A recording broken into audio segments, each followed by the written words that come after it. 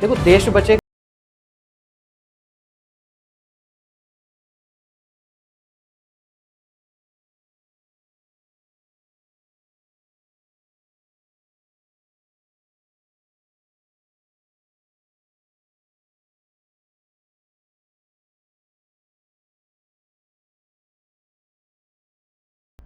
हर महादेव मित्रों, मैं छोटा नरसिंहानंद अनिल यादव एक बार फिर स्वागत करता हूं आप सभी का।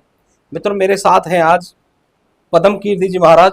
दिगंबर जैन परंपरा से हैं महाराज जी, और मुंबई में महाराज जी का आश्रम है। आपने सोशल मीडिया के माध्यम से, टीवी के माध्यम से महाराज जी से आप परिचित होंगे। और शाहपुर मुंबई में महाराज जी का आश्रम है। महाराज जी, आपका बहुत बहुत स्वागत है हमारे चैनल में। महाराज जी, सबसे पहले मैं मेरे सहित बहुत सारे लोग बड़े कंफ्यूजन में हैं, क्योंकि जब जैन समाज की जहाँ बात आती है तो जैन समाज को सब लोग जैन समाज के साधु का नाम लेते ही सफेद वस्त्र नजर में आते हैं, और आपने भगवा पहना हुआ है। तो ये जो आपके भट्टारक जो आपका पद है, या क्या आपकी व्यवस्थाएं हैं, उसके बारे में सबसे पहले आप बताएं। जी, आपने बहुत अच्छा सवाल किया है। सभी दर्शकों को और आपको भी इस माध्यम से मैं बताना चाहूँगा कि जैन परंपरा में मुख्य दो धाराएं होती हैं, एक दिगंबर और एक श्वेतांबर।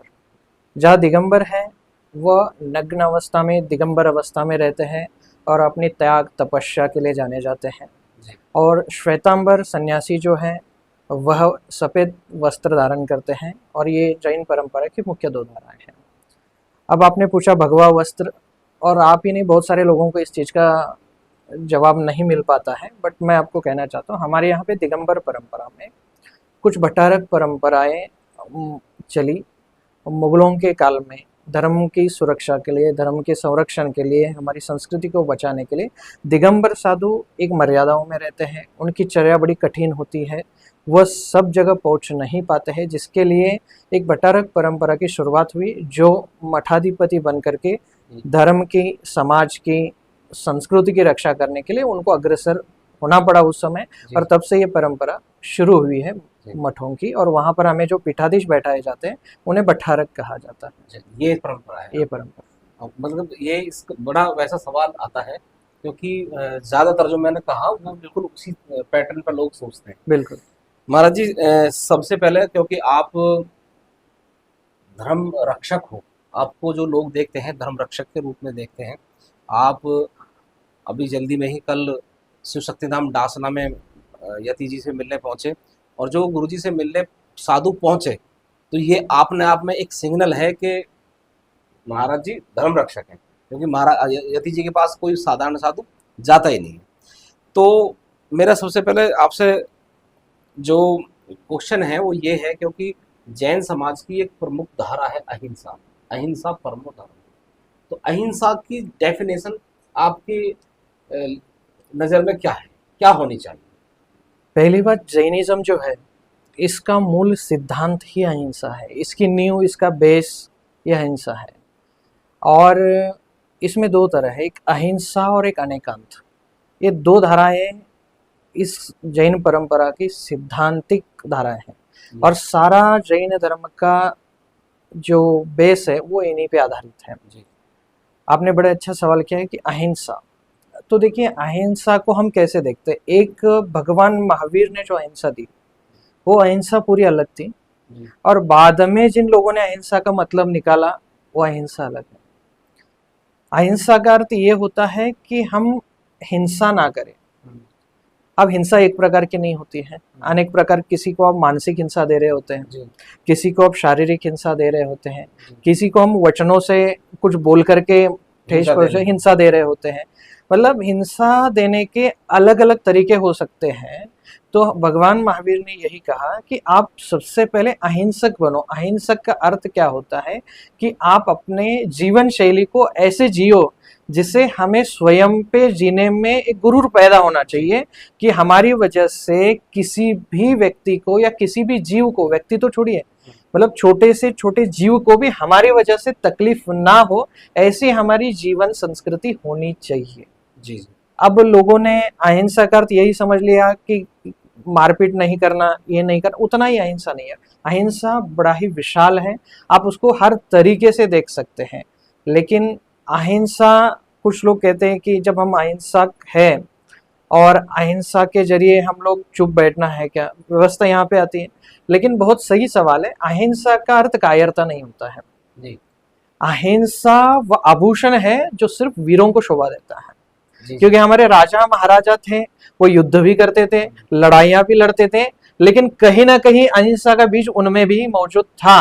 वो बिना कारण किसी अन्यथा लेते हुए किसी को भी हानि ना पहुंचाए, इसका ख्याल अवश्य करते थे। जी लेकिन जैसे मुगलों ने आक्रमण किया, अगर उस समय हम ये कह के बैठे हम अहिंसक है, महावीर ने अहिंसा इसके लिए नहीं कहा। भगवान महावीर ने कहा है कि आपके जीवन में विरोधी हिंसा आपको होना चाहिए। विरोधी हिंसा का अर्थ क्या है, आप बैठे हैं, आपके ऊपर, आपकी संस्कृति के ऊपर, आपके समाज के ऊपर, आपके धर्म के ऊपर जिहादी तत्वों का आक्रमण होता जा रहा है और आप फिर भी हम अहिंसक बोल करके बैठेंगे, तो वो अहिंसा नहीं है, वो तो आपने कायरता हो गई। कायरता हो गई। तो अहिंसा का अर्थ कायरता नहीं है, अहिंसा वीरों का एक आभूषण रहा है हमेशा से, वीरों के लिए। वीरों के लिए। हाँ, दिनकर जी ने भी इस पे बहुत अच्छा कहा है कविता में, क्षमा सोबती उस भुजंग को जिसके पास गरल है, गरल है। वो क्या क्षमा करेगा जो खुद दीनहीन निर्बल दीनहीन है। निर्बल। तो बिल्कुल आपने सही कहा कि ये निश्चित वीरों का ही एक वीरों आभूषण का होना चाहिए। अच्छा महाराज जी, एक मन में मेरे प्रश्न आ रहा है, आपके मोर पंख आपके साथ रहते हैं, ये आपका एक तरह से आभूषण है या आपका, आपके सुसज्जित रहते हैं जो भी जैन साधु हैं।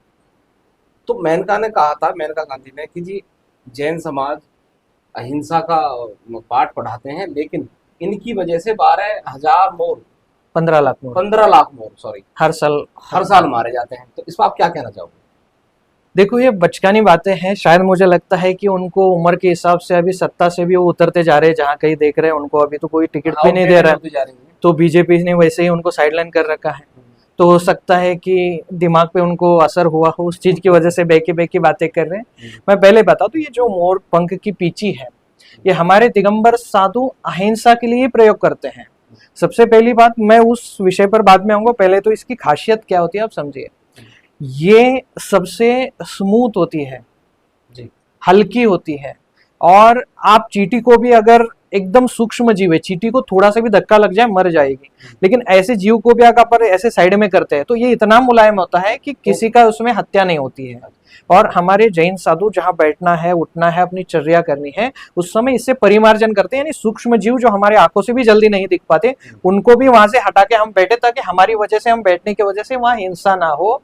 जो दिगंबर साधु हिंसा की परिभाषा को इतना सूक्ष्म तरीके से जान करके इस पीची को धारण करता है और ये अहिंसा का प्रतीक मानी जाती है, उसके लिए अगर मेनका गांधी जैसी एक सामाजिक प्रतिष्ठित व्यक्ति अगर इसे कह दे कि आप लोगों की वजह से 15 लाख मोरों की हत्या होती है, तो निश्चित ये बेवकूफी भरी बातें हैं।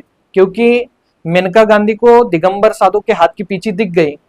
मैं एक थोड़ा सा लाइन से हटके बात करना चाहूंगा कि ये पीची के पहले, एक थोड़े दिन पहले ये भी जब मुद्दा उठा, उसके पहले बकरीद भी आया था, हजारों लाखों बकरे कट रहे थे, उस समय मेनका गांधी को नहीं दिखा था, वो हिंसा नहीं दिखती उनको, बिल्कुल। और इसमें उनको हिंसा दिख गई। बकरे कटते हैं, ऊंट कटती है, हाँ, सब कटते हैं, कटती है। तो वहां उनको नहीं, वहां इसलिए नहीं बोल पाते क्योंकि इनकी हिम्मत नहीं है, इनके अंदर वो गट्स ही नहीं कि वहां जाके बोल दे। आज दिगंबर साधु के सामने बैठ करके मेनका गांधी ने ये बात बोली है, वो अहिंसक थे, अहिंसक है, और इसके लिए आप वहां से चुपचाप अपने आप सुरक्षित महसूस करते हुए बोल के भी उठ के चले गए, और अब भी तुम्हारे ऊपर कोई फतवा जारी नहीं कर रहा है। अगर किसी मौलवी की या मस्जिद में जाकर के ये बात बोली होती तो शायद मेनका गांधी को पता होता कि इस्लाम के लोग कैसे होते हैं और हिंसा क्या होती है, वो लोग मस्जिद के बाहर तक भी नहीं जाने देते। बिल्कुल सही। ये तो हम लोग अहिंसक हैं, हम कुछ बोलते नहीं है, साधु चुपचाप बैठे, उन्होंने अपने आप को संयमित रखा,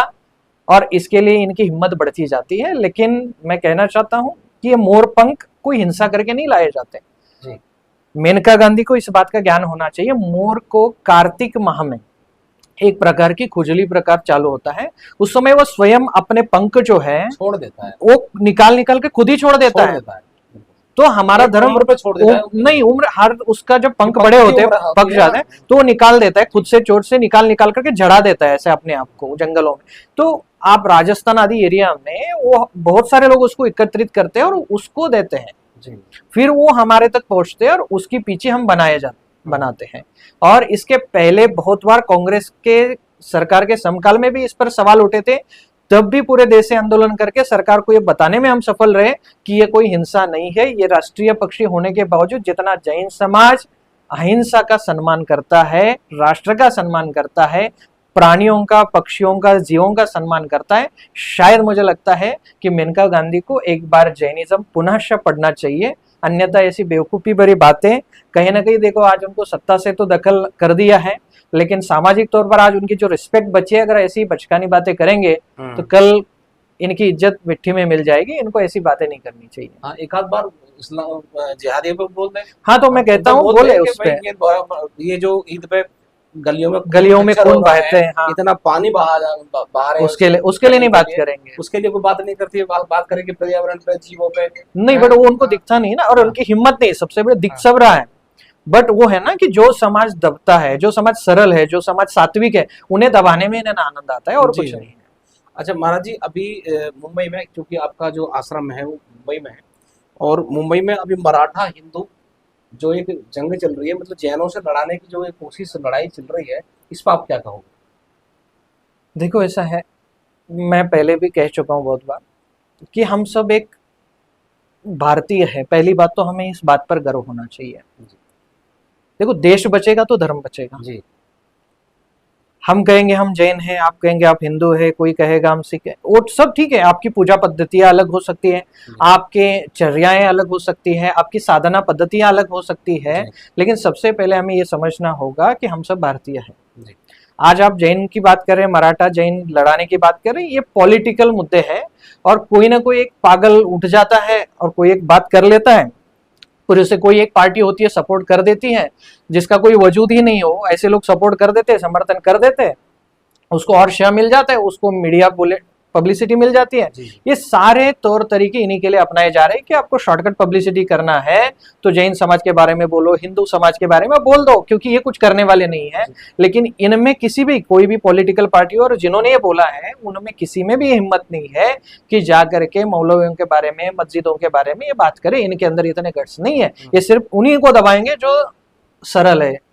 और ये मुद्दा कोई बड़ा मुद्दा नहीं था, सिंपल था। वो मतलब ऐसा बोल सकते हैं ना कि वो अपने सोसाइटी का मुद्दा था, उसका जानबूझ के कुछ लोगों ने राजनीतिकरण कर दिया, पूरा राष्ट्रीय मुद्दा बना दिया इसको। हाँ, राजनीतिकरण कर दिया उसका। और मुझे जहां तक लगता है, चाहे कोई भी समाज हो, मराठा समाज हो, जैन हो, या कोई भी हिंदू समाज हो, जब जब भी ये राजनीति के भीतर पिसता है ना, तब सभी समाज का नुकसान होता है, और सबसे पहले उसमें इंसानियत का नुकसान होता है। इसीलिए हमें इन राजनीतिक मुद्दों से बचना चाहिए। अगर कोई समस्या है तो बैठ के हल हो सकती है, चर्चाओं से हल हो सकती है, लेकिन जब बयान एक दूसरे की तरफ से उल्टे सीधे आने शुरू होते हैं ना, कुछ नेता तथाकथित नेता बन जाते हैं दोनों तरफ, वो अपने मुंह में आए वो बक देते हैं, बोलते तो है नहीं, वो बकते हैं लिटरली। तो उससे क्या होता है कि जो समाज सरल है, सात्विक है, जिसकी एक पहचान है, अपने आप में अलग जगाई है, ऐसी समाज के नाम कहीं ना कहीं धूमिल होने लग जाते हैं। तो दोनों तरफ ये बातों को ध्यान रखना चाहिए। जो मुद्दे जहां निपट सकते हैं उसको निपट के आगे बढ़ना चाहिए, और सबको एक होकर के काम करना चाहिए, क्योंकि हम कोई एक अलग व्यक्तित्व नहीं है। हम इस भारत की भूमि पर एक सनातन के अंश है। सनातन का अर्थ क्या है? ना कोई आदि ना कोई अंत, वो सनातन है। ना उसमें कोई, ना वो हिंदुओं का ना वो जैनों का है, हम सब अलग अलग उसके अंदर ही आते हैं, हम कोई अलग नहीं है। सनातन कोई धर्म नहीं है, सनातन से निकले हुए। और आप कहेंगे वैदिक संस्कृति हो, हमारी श्रमण जैन संस्कृति हो, या सिख संस्कृति हो, सबकी अपनी अपनी एक संस्कृतियां हैं, धर्म को मानने की पद्धतियां हैं, और धर्म को जो विधि पूजा करने की पद्धतियां अलग है। लेकिन आप अगर देखोगे कि सबके धर्मों में मुख्य तौर पर यह कहा गया है कि आप में आपस में वसुधैव कुटुंबकम कहा गया है, हमारे यहाँ पे विश्व मैत्री भावना कही गई है, और ये सनातन के अंदर ही देखने को मिलता है, अन्य कई धर्मों में नहीं मिलता है। और इसलिए हम जितना अपना अपना समझते हैं ना, तो अपने ही लोग अपनी जड़ें काटना शुरू करते हैं। तो ये उसी का नतीजा है और कुछ नहीं है। बिल्कुल। अच्छा महाराज जी, आप धर्म रक्षक ही मानता हूँ मैं आपको, आप इस्लाम के बारे में क्या कहना चाहोगे? जैसे पूरे दुनिया के इस्लाम के परिप्रेक्ष्य में जो आजकल ये जिहादी कर रहे हैं, क्योंकि बेटियां सबकी हैं, साजी होती हैं। बेटी जैनों की भी लुट रही हैं, बेटी मराठों की भी लुट रही हैं, बेटी हिंदू की भी लुट रही है, बेटी सिखों की भी जा रही है। किसी की बेटी को, किसी की ज़मीन को, किसी को छोड़ नहीं रही है अपने जिहाद में। लव जिहाद, लैंड जिहाद, तमाम तरह के जिहाद चल रहे हैं। इस पे आपकी क्या राय है? आपने सबसे पहली शुरुआत की इस्लाम से। मैं आपको बताना चाहूँगा, कहीं मुझे पढ़ने में आया था कि अरबिक भाषा में इस्लाम का अर्थ होता है शांति, शांति, पीस। पीस। और शायद मुझे लगता है जिसका नाम में ही शांति है, लेकिन उसके जो फॉलोअर्स हैं पूरे विश्व में, उन्होंने जितनी अशांति फैलाई है ना, उतना शायद किसी धर्म ने नहीं फैलाई। जी। पहली बात तो। रही बात, देखो क्या होता है, आपको बचपन से एक प्रकार की ट्रेनिंग दी जाती है। आपका बच्चा बचपन से ही वो घर में बकरियां काट रहा है, देख रहा है, खून बह रहा है, तो आपके जो संस्कार हैं वो बचपन से ही उनमें उस तरीके से डाउनलोड किए जाते हैं। जी। रही बची कसी कसर, इनके जो मौलवी बैठे होते हैं वो जिहाद के बारे में उनको इतना पाठ मदरसों में पढ़ा देते हैं कि वह बच्चे को आगे जाने के बाद इंसानियत दिखना बंद हो जाती है, संस्कृतियां दिखना बंद हो जाती है, मानवता से हट जाती है। उनको एक ही चीज नजर आती है, गजवाए हिंद, गजवाए हिंद करना। अलावा उनको कुछ नजर आता नहीं है। और रही बात, जहां तक मुझे लगता है ये आज नहीं है, ये बहुत सालों से चला आ रहा एक आंदोलन है जो गुप्त रूप से चल रहा है। जी। हमारे यहाँ एक नया छोटा सा एक बबल छोड़ा दिया कि सेक्युलर ये वर्ड, और हमको ये बताया गया सब भाई भाई हैं, हम सब एक हैं। मैं भी मानता हूँ हम सब एक है, कोई अलग नहीं है। लेकिन आप सोचिए, आज जिस एरिया में हिंदू जहाँ है उस एरिया में मुसलमान सुरक्षित रह सकता है, लेकिन जहां मुसलमान ज्यादा हो गए हैं वहां पे कोई भी हिंदू, जैन, सिख कोई भी अगर सुरक्षित रहेगा। हाँ, अगर वो मेजोरिटी में नहीं है तो धीरे धीरे उसको वहां से पलायन करना पड़ता है। और आपने जीवंत उदाहरण, ये सिर्फ यूपी बिहार में नहीं, अब हर जगह इसके उदाहरण बंगाल में भी देखने मिले हैं।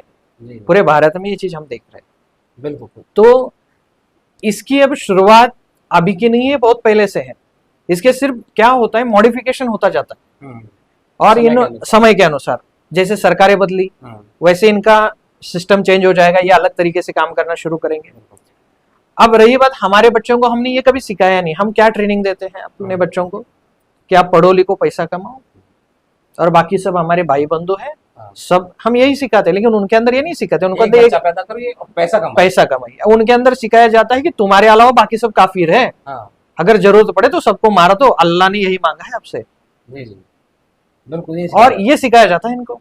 अब उनके दिमाग में ये जब चढ़ जाता है तो उनको यही, आप देखो पहले शुरुआत लव जिहाद से हुई थी, धीरे धीरे आप उत्तराखंड में देखो अभी लैंड जिहाद के मामले में कितनी जगह से मजारें हटानी पड़ रही है सरकारों को, लेकिन फिर भी कम पड़ फिर भी बाज नहीं आ रहे वो लोग। अतिक्रमण करना, आप अभी देख रहे हैं जहां जहां झोपड़पट्टियां बन रही है, कोई बांग्लादेशी, रोहिंग्या, कहाँ कहाँ आप मुंबई में जाइए, कहाँ कहाँ आकर के बस गए, वो रेलवे ट्रैक के बाजू में भर भर के बसे हुए। तो इनके ऊपर कोई अंकुश नहीं है, इनके ऊपर कोई ऐसा सिस्टम काम नहीं कर रहा जो इन चीजों को देखे। अगर हम कोई बात करें तो फिर आपको कहा जाए कि आप धर्म के अंदर बंटवारा कर रहे हैं, आप बांट रहे हैं, ये सेक्युलरिज्म का कीड़ा लोगों का जाग जाता है, आपसी भाईचारे को तोड़ रहे हैं, और आपको ये सब संभालना चाहिए। लेकिन देखो, कोई भी ताली एक हाथ से नहीं बजती है, बराबर है। अगर हम हाथ दे रहे हैं तो आप भी हाथ दीजिए। अगर आप हाथ खींचने की कोशिश करेंगे तो फिर हमें क्या है कि देखो ऐसा है ना कि तोड़ना ही पड़ेगा। हाँ नहीं, हाथ फिर तोड़ना पड़ेगा, पकड़ना बड़ी बात नहीं है। और उसमें क्या चीज होती है कि हमारे यहाँ जैसे श्री कृष्ण जी जो है, उनको जब अर्जुन को अच्छे तरीके से समझाने की जरूरत पड़ी ना, तब बड़े शांत तरीके से मुस्कुराते हुए उन्होंने गीता का बहुत बड़ा अध्याय दिया, पढ़ाया। रणभूमि के अंदर जहां मारकाट होने हैं वहां पे उद्बोधन दे रहे हैं, और बड़े शांत सरल होकर के देने वाले भी और सुनने वाले भी, दोनों भी उसको ग्रहण करने वाले शांति से सुन रहे हैं, बराबर है। अब जब जो चीज उपदेश से हो सकती थी उधर उन्होंने उपदेश दिया। अब सामने कुछ और थे, उनको उपदेश समझ में नहीं आया, उनको आखिरी में महाभारत करना ही पड़ा, युद्ध लड़ना ही पड़ा, और तब जाकर के वो लोग शांत हुए। तो समय के हिसाब से अगर आपको लगता है कि समझदारी से काम मिला तो ठीक है, नहीं है आप अपने बच्चों को शिक्षित करिए, इन लोगों से दूर रखने की कोशिश करिए। आज आपने केरला स्टोरी मूवी देखी, कैसे हमारे बच्चों को पढ़ाया जाता है और उनके साथ क्या शोषण होता है वो आपने देखा। आज आपने कुछ साल पहले बंगाल देखा है, पिछली बार सरकार जब बनी तो उस समय कितने हिंदुओं के घर जला दिए गए, कितने बहन बेटियों के साथ क्या चीज हुआ वो आप सबने देखा है। और सबसे ज्यादा शिकार लव जिहाद के अंदर टारगेटेड अगर कोई है तो वो जैन समाज और ब्राह्मण समाज की लड़कियों को सबसे पहले टारगेट किया जा रहा है। बिल्कुल महाराज जी, और इनके एक रेट तय कर दिए गए, रेट कार्ड है, रेड कार्ड बना रखा है। और ये चीज अगर आप किसी को समझाना चाहोगे हमारे लड़कों को लड़कियों को समझ में नहीं आती, नहीं आती समझ, बच्चों को समझ आती ही नहीं है। वो ये कहते हैं कि हमारा अब्दुल ऐसा नहीं है। हाँ, सूटकेस में पैक हो जाएगी, फ्रिज में लग जाएगी, वो देख के भी नहीं समझ में आ रहा है आजकल लोग। दूसरे तो लड़कियों को देखो ये क्या जन जागृति है, और ये मेरे और आपसे नहीं होगी, इसमें हमारे इस भारत भूमि के हर बच्चे को समझना होगा, हर माता पिता को पहले समझना होगा, और समाज के अंदर जो समाज के ठेकेदार हैं उनको भी समझना होगा, तब जाकर के ये चीजें होगी। आज हमें गद्दियां मिल गई, मठ मिल गए, हम अंदर बैठ करके रोटियां सीखे, नहीं होगा। इससे समाज में आना होगा, समाज में खड़ा होना होगा, बिल्कुल, और हमें एसियों से मुक्त होकर के समाज में बैठ करके काम करना होगा, सड़क पे आना होगा, तब जाकर के क्रांति होगी। अन्यथा तो आज आपको अच्छा लग रहा है, चलो कुछ सरकारें आपके फेवर की है, कुछ सरकारें नहीं है, लेकिन फिर भी कुछ साल बाद आपको पता है लॉन्ग टाइम तक यही सरकारें रहेगी ऐसा नहीं है। आज उन्होंने ये सोचा है कि चलो इनके फेवर की सरकार आ गई, थोड़ा सा हम अंदर जाने काम करेंगे, लेकिन जिस समय ऐसी चीजें साइड में हो जाएगी तब हमारे पास बचाने के लिए कुछ बचने वाला नहीं है। इसके लिए हमें इस पर विचार करना चाहिए और इस पे जन जागृति होनी भी चाहिए। बहुत अच्छा लगा महाराज जी आपसे बात करके, बिल्कुल, और आपने जिस तरह से समझाया, बहुत अच्छी आप बहुत उत्कृष्ट कार्य आप कर रहे हैं धर्म के लिए, बहुत सारे संत नहीं कर रहे हैं। और ये केवल जैन समाज के लिए नहीं है, कहता मैं हिंदू समाज, यदि मैं हिंदू समाज पर यदि आप देखोगे कि कौन बोल रहा है हिंदू समाज के, जितने मठाधीश हैं अपने अपने आश्रमों में बैठ के आराम से एसी में बैठे हुए हैं। ये सोच लिया है योगी करेगा, मोदी करेगा, अमित शाह करेगा, कोई और करेगा। और बाकी आपने बहुत अच्छा समझाया कि सरकारें आती जाती रहती हैं, सरकार कभी स्थायी नहीं रहती, किसी की भी सरकार आती हैं जाती हैं। और महाराज जी अब के तो जो भी यदि सरकार रिपीट होगी तो बहुत ही बदले की भावना से काम होंगे। इसलिए समाज को जागरूक होना चाहिए और इन जिहादियों के प्रति सजग रहना चाहिए, बच्चों को समझाना चाहिए। बहुत बहुत धन्यवाद आपका, बहुत बहुत आभार। हर हर महादेव।